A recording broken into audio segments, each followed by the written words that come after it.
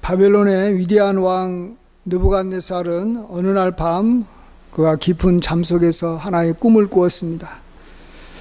그는 그곳에서 하늘에 닿을 것 같은 거대한 나무를 보았습니다. 그 나무는 잎이 무성하고 열매가 풍성해서 온갖 짐승들이 그 그늘에서 쉬고 또 새들이 가지에 깃들고 또 사람들은 그 열매를 먹고 살았습니다.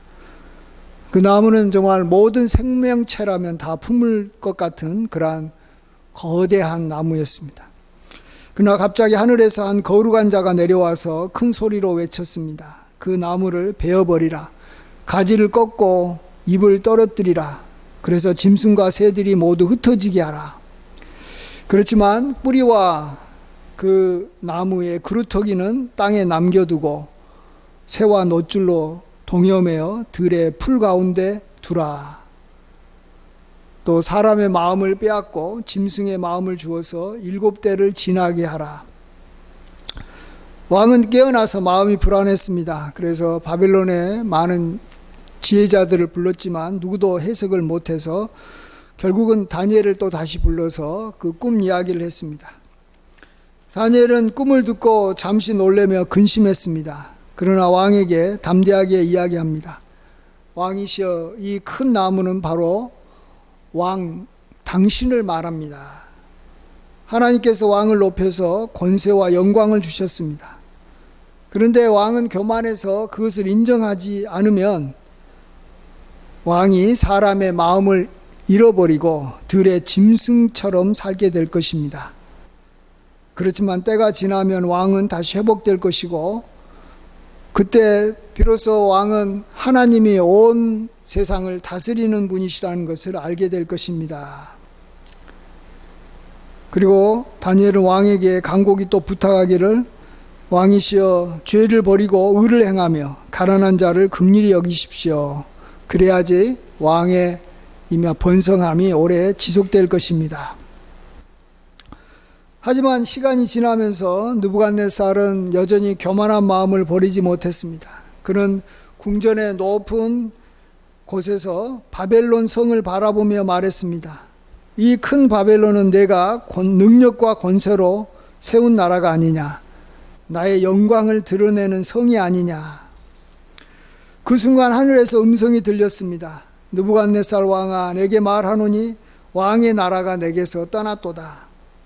너는 사람에게서 쫓겨나 들짐승과 함께 살며 소처럼 풀을 먹을 것이며 7대가 지나야 지극히 높이신 자가 인간 나라를 다스리는 것을 알게 될 것이다. 정말 말씀 그대로 이루어졌습니다. 느부갓네살 왕은 왕위에서 쫓겨나서 들짐승처럼 살아 머리카락은 이 독수리 깃털처럼 자랐고 또 손톱은 새 발톱처럼 길어졌습니다. 그렇지만 또 정한 때가 지나자 느부갓네살은 하늘을 우러러보며 하나님을 인정했습니다. 그 순간 그의 이성이 회복됐고 왕위도 다시 회복돼서 겸손히 고백합니다. 지극히 높으신 하나님은 영원히 다스리시며 그분의 권세는 대대에 이루리로다. 그분은 교만한 자를 낮추시고 겸손한 자를 높이신다. 이 느부갓네살 왕의 이야기의 결론은 마지막 37절에 나와 있습니다. 37절 맨 끝부분에 교만하게 행하는 자를 그가 능히 낮추심이라. 하나님께서 하시는 일은 교만하게 행하는 자를 찾아서 그 사람을 반드시 이렇게 낮추는 일을 한다라는 것입니다. 근데 이러한 일은 단지 그냥 높은 왕에게만 일어나는 일은 아닙니다. 우리 같이 낮고 평범하게 살아가는 사람에게도 언제든지 일어나는 일인 것이죠.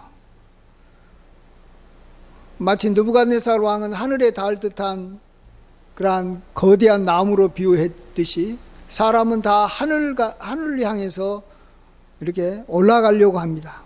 그래서 우리가 창세기에 보시면 우리가 너무나도 잘 알듯이 하늘까지 닿을 듯한 그러한 탑을 쌓자는 그러한 바벨탑을 또한 느부갓네살 왕을 보면 떠오르게 됩니다.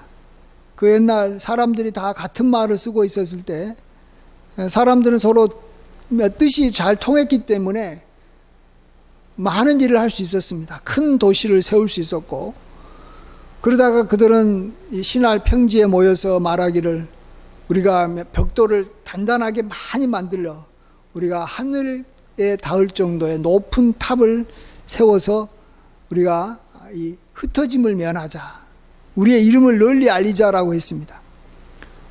그래서 사람들이 탑을 높이 쌓아 올렸습니다. 점점 더 높아져 하늘에 닿을 듯 했습니다. 그렇지만 그들의 마음속에는 그러면 그럴수록 하나님에 대한 인정, 하나님의 능력을 자꾸 잊어버리고 자신들의 이름을 높이고자 하는 교만함이 가득했습니다. 그때 하나님께서 내려오셔서 그 도시와 또 쌓은 탑을 보시고 말씀하시기를, 그들이 한 마음과 한 언어로 이런 일을 시작하였으니 앞으로 더 큰 교만을 행할 것이다. 이제는 그들의 말을 혼잡하게 해서 서로 알아듣지 못하게 하자.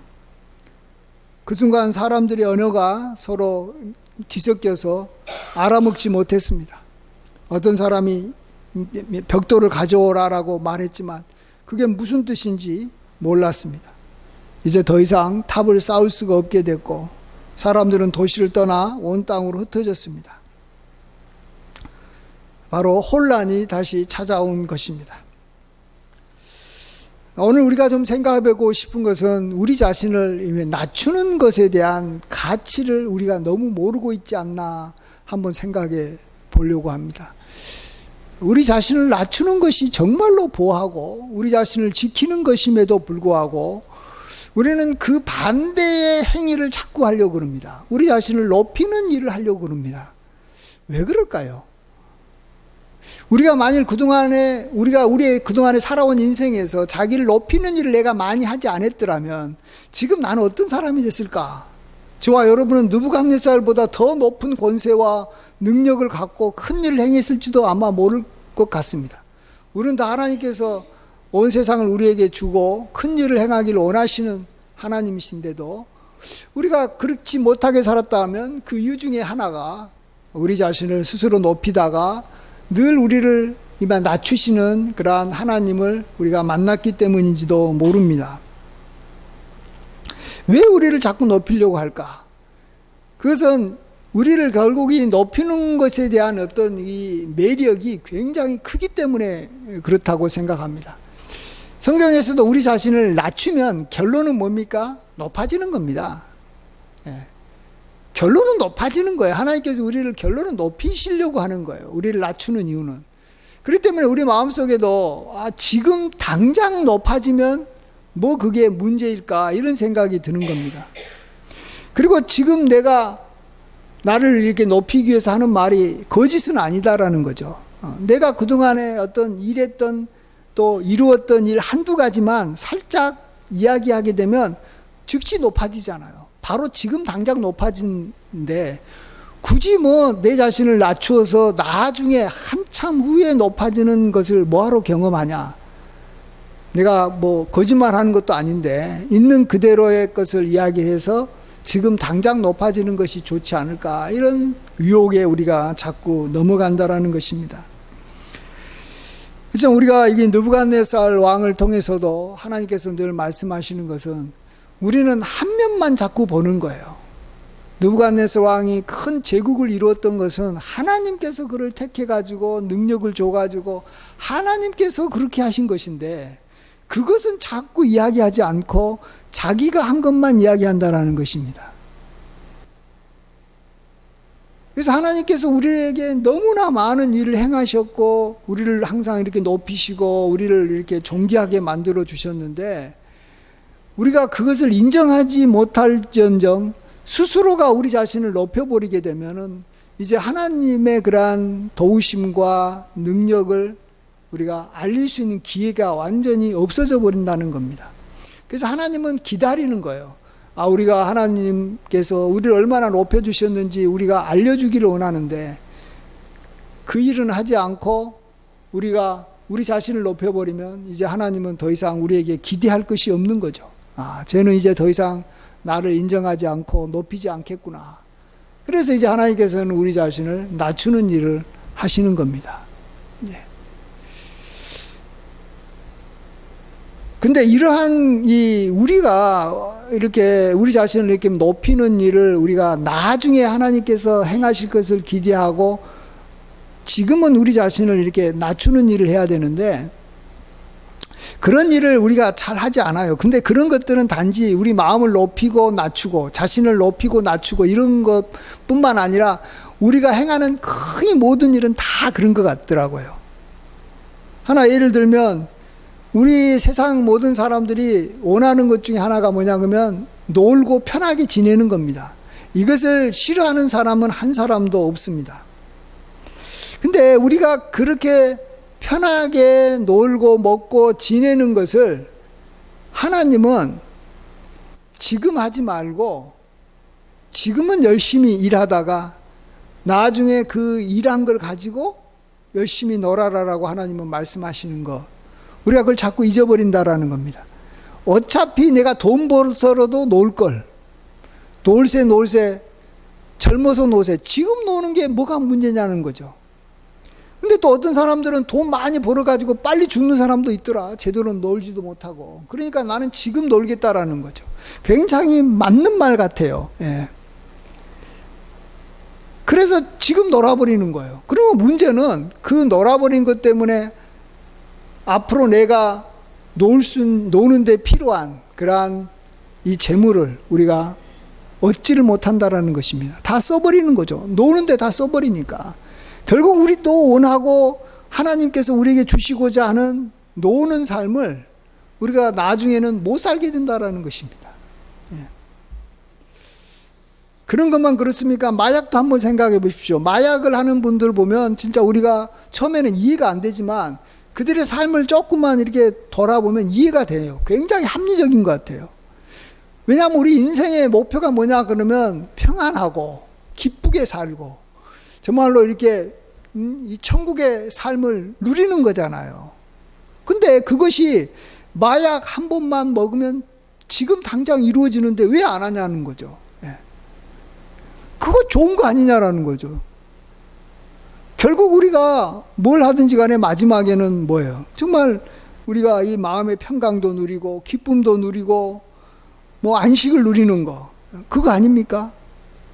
근데 그걸 지금 마약을 통해서 지금 당장, 옛날에는 마약을 이렇게 먹기도 하고 또 공기로 이렇게 흡입하기도 했지만 요즘엔 주사를 놓으면 다른 것보다 더 빨리 효과가 나타나는 거예요. 그래서 가장 빨리 효과가 나타나고 강하게 효과가 나타나는 그걸 지금 내가 주사 맞고 누린다는데 그게 뭐가 문제냐, 이런 생각을 하는 것이죠.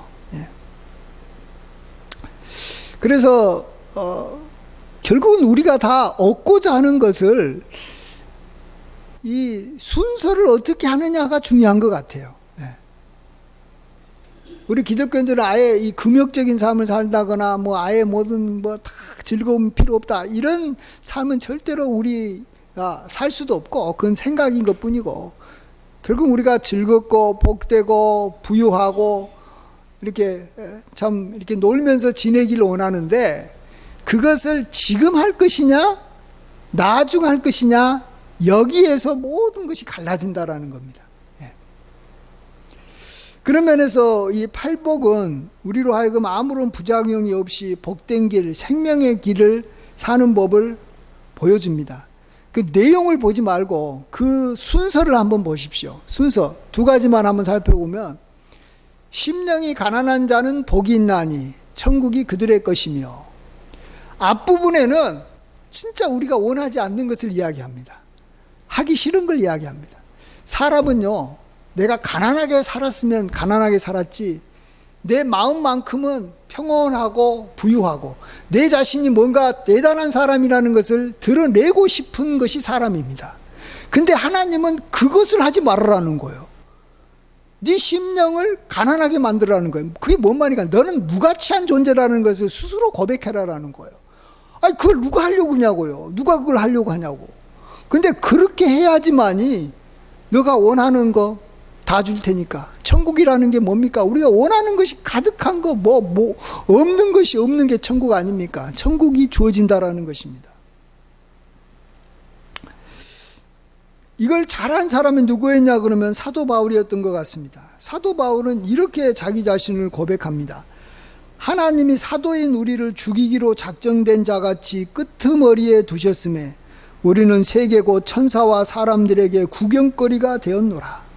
사람들한테 칭찬받고 인정받는 게 아니라 완전히 동물원에 있는 그러한 동물같이 구경거리로 하나님께서 삼으셨다. 나는 그런 존재다라는 거예요. 또 우리가 지금까지 세상의 더러운 것과 만물의 찌꺼기같이 되었다. 아니 설사 자기가 그렇다 할지언정 자기가 그렇다라고 스스로 고백하는 걸 뭐하러 합니까? 근데 진짜로 자기가 세상에 가장 더러운 것과 만물의 찌꺼기다라는 거예요. 그냥 자기가 그렇다라고 인정하는 겁니다. 나아가서 모든 성도 중에 지극히 작은 자보다 더 작은 자다. 나는 진짜다. 이게 성도 중에서 지극히 작은 성도가 있는데 나는 그 사람보다 더 작은 자가 나다라고 고백을 합니다. 그리고 내가 전에는 범법자였고 박해자였고 폭행자였다라고 이야기합니다. 아니 설사 그런 일이 있었어도 뭐하라고 자꾸 그 이야기를 하냐고요. 우리는 지금 자기가 잘한 것을 자랑하는 것도 지금 할 것이 많아가지고 지금 정신없이 바쁜데 굳이 그런 이야기를 뭐하러 하냐고요. 근데 사도 바울은 그런 이야기를 합니다. 그가 바보입니까? 그가 멍청한 사람입니까? 아닙니다. 그는 하나님 나라의 원리를 아는 거예요. 심령이 가난해져야지 나중에 천국이 임한다라는 것입니다. 예. 우리 두 번째 것만 한번 생각해 봅시다. 두 번째 복도 애통하는 자는 복이 있나니 그들이 위로를 받을 것이며 라는 말씀인데요. 위로를 받는 것은 사람들이 다 좋아합니다. 그리고 우리가 지금 사는 삶이 다 고통스럽습니다. 다 힘듭니다. 어렵지 않는 사람이 한 사람도 없어요. 다 위로가 필요한 사람이에요. 다 위로가 필요한 사람이에요. 그러면은 하나님은 우리에게 너가 위로를 지금 받으려고 하지 말고 애통해라라고 말합니다. 너가 지금 힘들고 어려우니까 애통해라. 그럼 여기서 애통해라는 말이 뭡니까? 너가 힘들고 어렵다라는 것을 좀 알려라라는 거예요. 드러내라라는 거예요. 특별히 하나님 앞에 나타내라라는 것입니다. 그게 뭡니까? 기도하는 겁니다. 내 정말로 마음도 답답하고 내가 원하는 것도 안 되고 지금 힘들고 어려우니까 하나님 좀 붙잡고 하나님 앞에 좀 살려달라고 눈물 좀 흘려라라는 것입니다. 근데 사람은 잘 안 해요, 그것을. 하나님, 내가 지금 어렵고 힘드니까 빨리 내 문제 좀 해결해 주시고 나 좀 위로해 주십시오. 그걸 원한다니까요. 그걸. 그래서 지금 당장 나에게 위로해 주는 사람을 찾아가 버리는 거예요. 지금 당장 내 문제가 해결할 수 있는 방법이 있다면 인간적인 방법을 쓰더라도 불법적인 방법을 쓰더라도 해결하고 내가 쉼을 얻고 싶다라는 겁니다. 위로를 얻고 싶다라는 겁니다. 그런데 하나님은 그렇지 않다. 순서가 먼저는 하나님 앞에 나와서 네가 어려운 상황들을 좀 이야기하면서 하나님 앞에 애통해라라고 말합니다.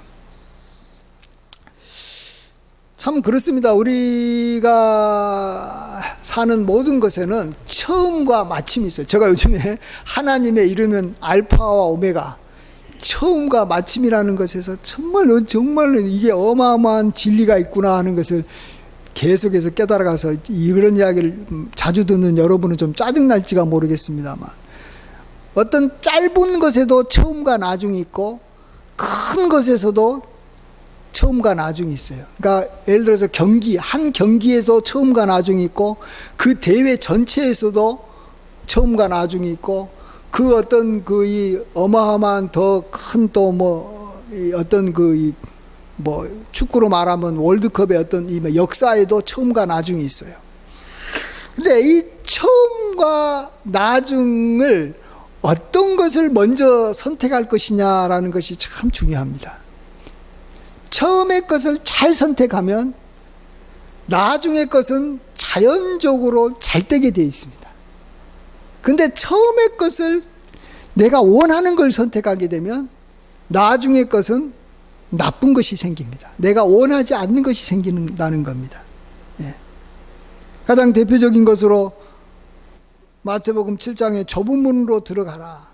멸망으로 인도하는 문은 크고 그 길이 넓어 그리로 들어가는 자가 많고 생명으로 인도하는 문은 좁고 길이 협착하여 찾은 이가 적음이라 이렇게 말씀하고 있습니다. 처음에는 힘들고 어려운 일을 무조건 해야 된다라는 겁니다. 그러면은 나중에 가서 생명의 길로 풍성한 길로 가는데 처음에 사람들이 많이 가고 넓은 길로 가고 즐거운 길로 가고 복된 길이라고 생각하는 곳으로 가게 되면 그 길은 멸망의 길이다라는 겁니다.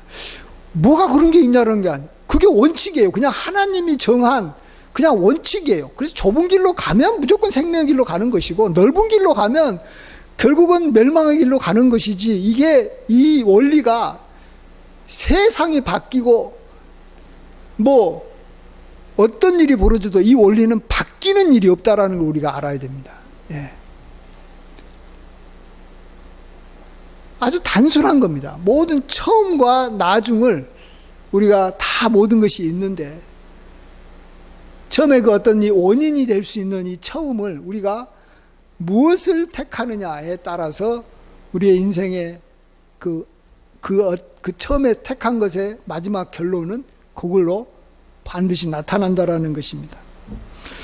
우리가 잘 아는 대로 예수님도 십자가를 지셨습니다. 그것은 원치 않는 겁니다. 예수님도 원치 않는 것, 즐겁게 지는 게 아니에요. 십자가를 할 수만 있거든 이 잔을 내게서 떠나게 해달라고 하는 그것을 예수님은 하십니다. 그래야지만이 나중에 하나님께서 그를 지극히 높여 하나님 보좌 우편에 앉으시고 모든 무릎을 그에게 꿇게 하고 모든 정말 이 영광과 찬양과 존귀를 받게 되기 때문에 그런 것입니다. 예. 그래서 먼저는 참 힘들고 어려운 일, 내가 원치 않는 일을 내가 택하는 것이고 그 다음에는 하나님께서 약속하신 대로 우리가 좋아하고 바라고 우리가 원하는 것을 하나님께서 주신다. 이것이 성경에서 쭉 우리에게 이야기하는 그런 어떤 기본적인 원리인 것 같습니다. 하나님께서 왜 이러한 원리를 주셨는가는 아까도 제가 말씀했듯이 좋은 일은 사실은 우리가 만들 수 있는 게 아니고 하나님께서 만드시기 때문에 내가 그것을 만들 수 있는 사람이 아니다라는 것을 먼저 확실하게 내 자신이 거듭거듭 우리 자신에게도 이야기하고 다른 사람한테도 이야기하고 나는 정말로 무능한 자다라는 걸 계속해서 알리는 일을 해야지만이 나중에 좋은 일이 일어났을 때도 이것은 하나님께서 하셨습니다라고 고백할 수 있기 때문에 그렇습니다. 근데 아무 생각 없이 갑자기 좋은 일이 생기게 되면 이게 다 자기가 그동안에 바라던 것이고 이것을 위해서 나름대로 자기도 노력했던 거기 때문에 우리도 모르게 자기 자신을 높임으로 하나님께서 그동안에 했던 모든 수고를 다 우리가 감추어 버리는 죄를 짓기 때문에 그렇습니다. 하나님께서 그 순간에 진노하시는 거예요. 우리가 하나님의 영광을 딱 가려버리는 그 순간에 하나님께서는 진노하셔서 우리에게 정말 원치 아니하는 그러한 이 징계를 하나님께서 내리시기 때문에 우리는 반드시 알아야 돼요. 하나님께서 지금도 일하고 계신다. 하나님께서 역사하고 계신다. 하나님께서 손을 안 댄 영역이 없다. 나의 모든 영역과 모든 어떤 생각과 모든 이 어떤 영역에서 하나님께서 관여 안 하는 것이 없는데 그래서 관여해서 다 좋은 방향으로 만들어가고 계시는데 우리가 그것을 우리가 인정하고 알리는 일을 해야 됩니다. 그것을 이 세상에서 제일로 잘한 사람 한 사람이 있다면 저는 그 사람이 다윗이라고 생각합니다.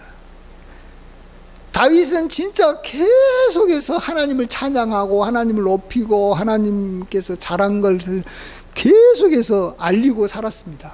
그래서 얼마나 많은 시편을 짓고 얼마나 많이 찬양했는지 모릅니다. 그래야지만이 하나님 앞에서 그가 조금 뭐 잘못해도 하나님께서는 그를 끝까지 붙잡아 주시는 겁니다. 그가 한마디로 말해서 좀 쓸모 있는 인간이라는 거예요. 하나님께서 수고하고 애쓰고 노력한 것을 그래도 숨기지 않고 어느 정도는 드러낼 수 있는 사람이다라는 것입니다. 그런 사람이 많지가 않습니다. 우리는 우리 팔복에 나와 있는 것처럼, 그렇기 때문에 우리는 정말 아무것도 아니고 우리 자신이 참 부족하다라는 것을 어떻게 해서든지 내가 끄집어내 가지고 다른 사람한테도 알리고 내 자신에게도 자꾸 이렇게 되새기고, 그것이 굉장히 어렵고 힘든 일입니다. 그러나 우리는 항상 그것의 마지막, 그걸로 그래야지만이 나에게 좋은 일이 벌어지고, 그래야지만이 나에게 진짜 복이 영원히 나에게 주어지기 때문에 우리가 어렵고 힘들어도 우리가 이 좁은 길로, 어려운 길로 우리가 가야 되는 줄 믿습니다. 그런 길로 가서 마침내 하나님으로부터 복을 받되 그 복을 영원히 누리시는 우리 모두가 되기를 주의 이름으로 간절히 축원드립니다. 아멘. 기도하겠습니다. 아버지 하나님, 하나님께서 우리를 위해서 행하시는 일이 얼마나 크고 많은지요. 우리가 그로 인해서 좋은 일도 많이 생기고 복된 일도 많이 일어났음에도 불구하고 그것을 우리가 나타내지 아니할 때 하나님께서 진노하시는 줄 믿습니다. 우리가 지금까지 하나님을 높이고 찬양했더라면, 하나님께서 행하셨던 일을 그대로 우리가 고백했더라면 우리의 인생은 굉장히 많이 달라지고 어마어마하고 복된 삶을 살았을 것을 우리가 바라보며, 이제 남은 생이라도 우리 자신이 하나님의 원리에 입각해서 살게 하여 주시옵소서.